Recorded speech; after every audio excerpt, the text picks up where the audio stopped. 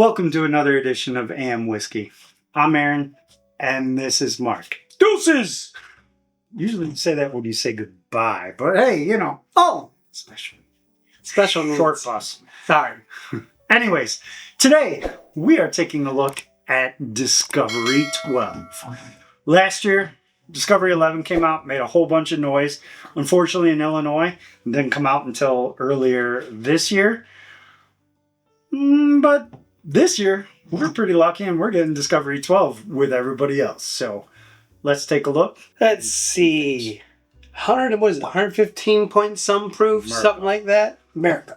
That was a little underwhelming cork pop, I'm not going to lie. Very underwhelming. You need to be taught a lesson. 48% 14-year wild turkey mash bill. A wild turkey mash bill is approximately 75% corn, 13% rye, and 12% barley. 115.2 proof. 115.2. 29% is a Kentucky 10-year. 78 corn, 10 rye, 12 barley. 15% a 10-year, maybe wild turkey. 78, 13, maybe Jim Beam. 9, maybe Jim Beam. 8% of Bardstown's own 6-year distillate. Stop making me laugh. Apparently, we don't care that it's from Bardstown. It's the other stuff we're all looking for. Let's be honest. I will say 92% someone else's trash panda. 8% your own. I will trash say though, panda. it's awesome that the transparency. Dude, the label's the best. They put everything It's on the there. best. They let you know. Yes. It's that great. Label. Obviously, they can't tell you exactly where they're from, but they do give you the mash bills. You can make certain assumptions, maybe not. You know what? At the end of the day, there's some old Kentucky bourbon. There's some old something in here. With some famous mash bills. Yeah. Whether it's from someplace with a bird, someplace that's on a hill in heaven, or some place that's Bardstown. made by a guy named Jim who puts up some beams. Who knows? We do know that there's some Bardstown on here, that they are transparent as much as they can be, and they've been putting out some damn good whiskey. I love the labels of Discoveries. I really do. It's for great. a whiskey nerd. It's for great. a person that cares. And I will say, as much as we just kind of trashed on Bardstown, we shouldn't trash on Bardstown because they are coming out with some great stuff of their own. The Origin series, that high wheat that they just came out with is supposed to be excellent. Haven't gotten to try it yet. Let us know if that's something you want to take a look at. Maybe it's something we'll do. I like most everything. Their Origin's good. I like most everything Bardstown does. Some of the collaborations can get a little funky. They can get a little weird. That's the only thing. I'm not gonna lie. Some of those get a little funky, but I applaud them for doing that. Yeah, doing that it's original and experimentation. unique. Other than those things that are like outliers, everything else is rock solid. I mean, they are some of the best blenders in the industry. I'll tell you what's rock solid. Is this nose? I can smell it from over here. Rock solid. I can smell it from over You here. get a little Matt Porter swirl job here. Oh man! Based off the nose, this is a whiskey of the year contender. I mean, it's good. It's good. Like when you're drinking whiskey, and you've had enough whiskey where you can be 1 to 2 feet from your glass and you can still smell it. You know it's in the ballpark. I mean, there's some great notes on here. There is some cherry. You can kind of smell that quintessential turkey. Yeah. Here. I get the cherry. I can get whether there's turkey. I can get the darkness of it. I can get the wood. I can smell the caramel, the vanilla. There's a toffee thing going on. There's everything that you look for in bourbon is going on this nose. And there's no ethanol. Yeah, there is not a lot of ethanol for being 115.2. Yeah, that's doesn't quite smell like that. Table's all rickety. Yeah, we don't have the budget for a good table. Or good whiskey tasters. Can't rent those. They're really expensive. Yeah. This is a our really budget when it good. comes to whiskey. It's a really complex nose. Yeah, the nose pretty is impressed. fantastic.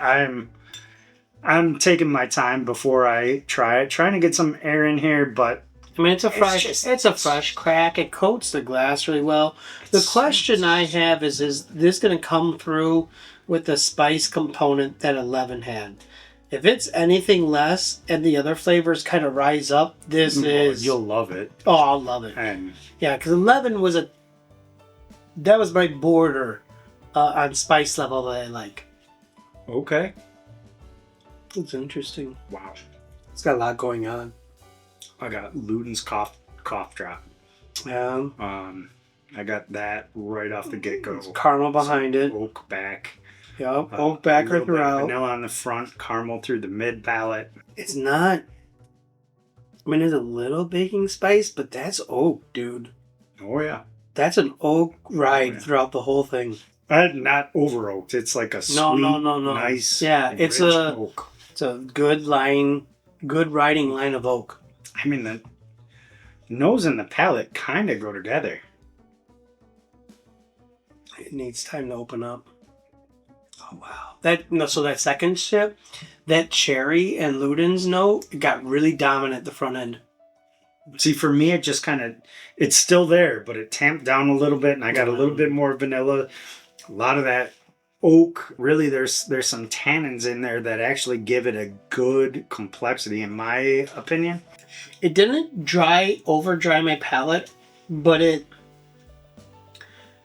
dried a portion of my palate. I mean, there's a fair amount of oak here, and Oh yeah. There's some oak, but it's definitely not over oak. no, Definitely no. This is sweet oak. Definitely get that kind of Luden's cough drop cherry note, which I personally love. But there is a lot of sweetness there. I don't find a whole lot of spice there. The spice that is there all comes from the wood, which Mm-hmm. I'll agree. No, it's not as spicy as 11 to me. But there's a fair amount of wood spice with it. we do have a glass here because one of the things I wanted to do Cha cha cha cha cha. Ooh, doo, doo, doo. was compare. How do you do disco dances? Right? Is it like this and then like this and then this? It's All right, give me some disco. hard to do when you're sitting down, but America. The 11 had a better cork pop. That's for sure. And that's been open for months.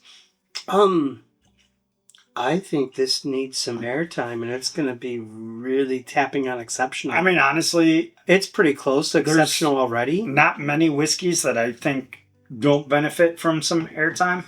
Yes, it's always nice when you get a bottle fresh crack it and it tastes great. We are believers in the fact that a little airtime, Air getting it past that changes neck, the flavor profile. lets it mature, rounds things out generally. Well, this bottle, Disco 11, will be in the Whiskey of the Year running. It will. We got it this year. Disclaimer, Correct. in Illinois. Yeah, it dropped late. It came out this year. So this was a this year purchase. This So needs to be in it too. It may be going It's good. head to head with this in our Whiskey of the Year competition. I'm Who sure. it knows? will. Still a little while left. Still some whiskeys to chase. I mean, I'm already ready to call the Whiskey of the Year race over, but we'll see when we blind things at the end. So far, someone's going to have to do something amazing in the third or fourth quarter. Yeah. Because that bottle already dropped. I mean, they're similar on the nose. You know, it kind of reminds me of 2022. I mean, in my opinion, the Whiskey of the Year in 2022 came out in May. That was Heaven Hill 17, Yeah. right? Yeah, that's, I mean. It happens from the year to year. It isn't always at the end. They're different noses. Ooh, see, I was just going to say, I think they're very similar. They're similar in some regards, but I mean, this is darker. This is a little brighter. The 11's a little brighter, and I get more brightness and spice for some reason. See, 11 gives me a titch of alcohol on the nose. see, I'm not getting that. It's not as pronounced as 12 is. 12 definitely has a stronger nose to me that I think is... 11's palate's really good, but the back end has got a really good spice backer to it. 11, at least for my palate, 11 has a... See, 11 goes caramel hard up front with the spice backer. Yeah. But that caramel note up front, and then beautiful. some of that turkey funk. Mm-hmm. You can even smell the funk on it. That's... I mean, color-wise, is there a... I don't see a difference really between the two. Some oak there. That's really good. Yeah, I don't see a color difference really. I got a lot of caramel on this now. This just has more going on to me, though. I think I like 12 better. I think it's got more going on. It's a little more complex. I get some of that sweetness, some of that caramel, but there's also that Luden's cherry note. There's a little bit more oak. That's a sweet oak, where this is... The oak on this is a little more drying oak. Wah, wah. I'm a huge 12 fan over 11. The 11's got a great caramel note, good caramel or spice backer. 12's just more complex. I'm not a spice girl, right? I don't like spice. I'm not a huge spice guy. And so 12 fits my flavor profile. Like 12 for me, really, really, really good. Like it's great whiskey, almost tapping on exceptional. Yeah, listen, I think they're both very, very good whiskeys. These are both 8s. Yes. Without question. Again, today... But to me, 11 is a mid-8, and this is a high 8 for me. Yeah, I mean, No, I think depending on the day, I could go either way. You should respect 11 a lot more because of your affinity for spice. Yeah, but I still think there's more going on in 12. At least today. Again, get me on a different day and it might change.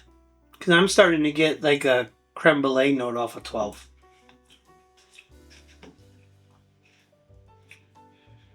And then the back finish is turning a little chocolatey for me right now. Okay. It's like, I'm a 12 guy. I'm like 12 for me. Without a doubt. It's 12. I'm a 12 guy, dude. Not even close. Huh? I'm the 12 guy. Like 12 for me, it's rolling 8, 9, 9, 0. I think this is going to be really interesting if these both make it in our blinds for the whiskey of the year. We'll see. How it all pans out. I'm a 12 boy.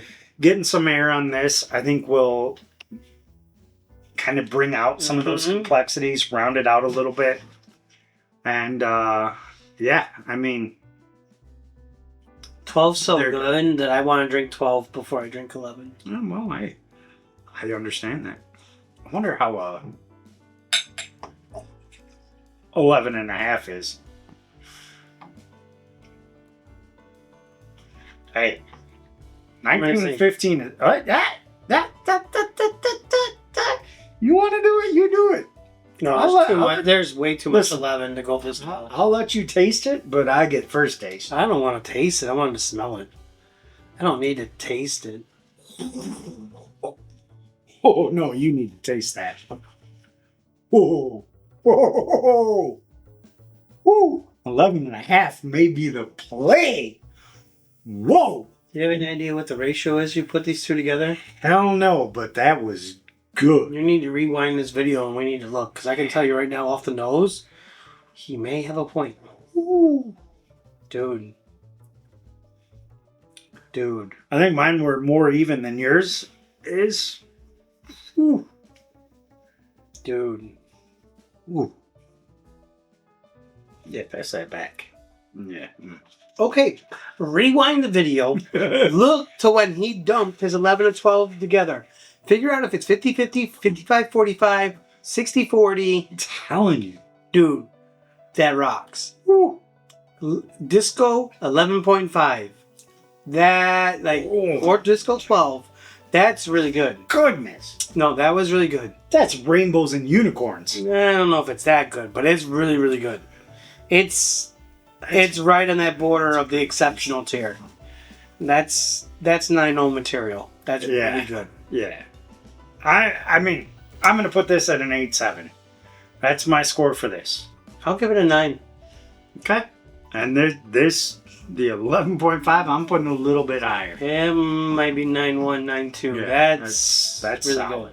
Good. I need to drink more of this to try to do the same thing. Until then, let us know what you think. Have you had both of these? If you have, dude, you got to try the 11.5. Oh, It's just a little bit of each. fantastic. And if you do try, let us know in the comments what you think. And as always, keep the whiskey flowing. Cheers.